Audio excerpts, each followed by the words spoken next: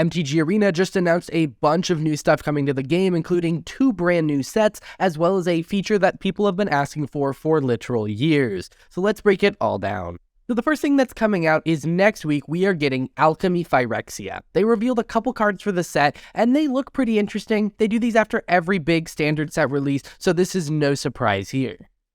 The first card they revealed is Quicksilver Lapidary. It is blue and a red for a creature, Phyrexian Artificer 1/1, and when it enters the battlefield, you conjure a card named Mox Opal into your hand.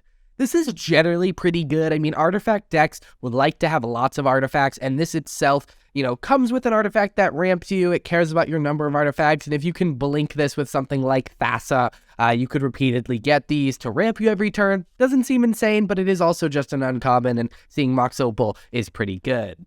Next up, we have Spawning Pod, which is a take on Birthing Pod. It is 2 and a green for an artifact that has the ability, pay 1, tap, sacrifice a creature, and then you seek a creature card with mana value equal to 1 plus the sacrificed creature's mana value, and put that card on the battlefield. That creature is a Phyrexian in addition to its other types. Activate only as a sorcery. So Birthing Pod is pretty much the same effect, except you actually get to search your library for the card, meaning this is significantly less powerful. You do not get to choose your creature, you get a random one. And we already have effects like this in similar mana values. I mean, we have Prime Speaker Vanifar, which is a 4-drop creature, it does require blue, but it lets you actually go pick what you want to get. So while I think this is an interesting, kind of fun card, I don't think it's necessarily broken in any way, just because you do not get as much choice unless you build your deck in such a way that you only have like one of a certain 3-drop. And the final card spoiler they revealed today out of the 30 total is Phyrexian Harvester, which is meant to be a continuation of the Phyrexian Obliterator cycle that we saw continued in All Will Be One. It is a Phyrexian Harvester. It's red, red, red, red for a 5/5 creature Phyrexian Horror with Menace. And when it is dealt damage, you seek that many non-land cards, and then at the beginning of your next end step, discard those cards. Personally, I mean, this is pretty good.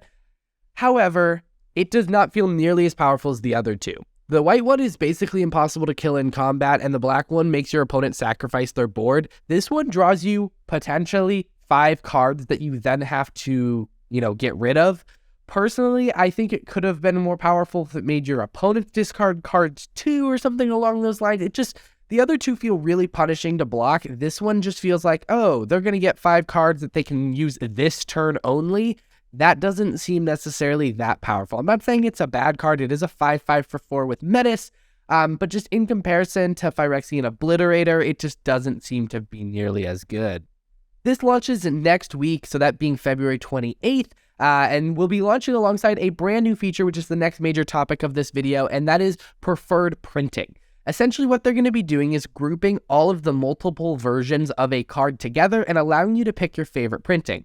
So the biggest application of this is basic lands. You get to pick your favorite art, whether it be full art or just, you like the art from Ravnica more than the stuff from Innistrad. And whenever you add those cards to a deck, it will automatically add your preferred printing.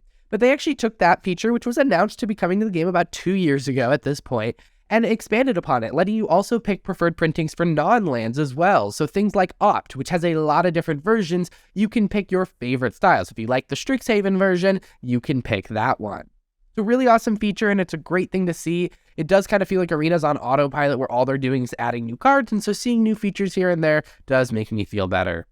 Finally, we have Shadows over Innistrad Remastered, our first remastered set on Arena in a while. This is a digital-only set that serves to combine Shadows over Innistrad and Eldritch Moon into a single set with the goal of moving Arena towards Pioneer.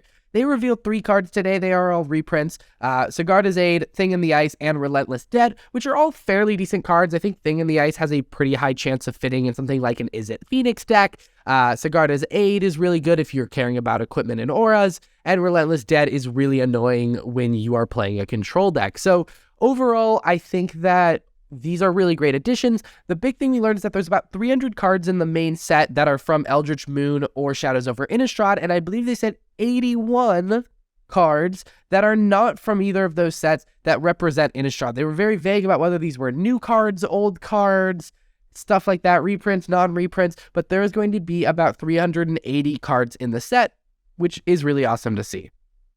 Now, Shadows over Innistrad Remastered actually doesn't come out till March 21st, so that comes out about a month from today, but it's still really awesome to see. We are seeing a major set release every month this year.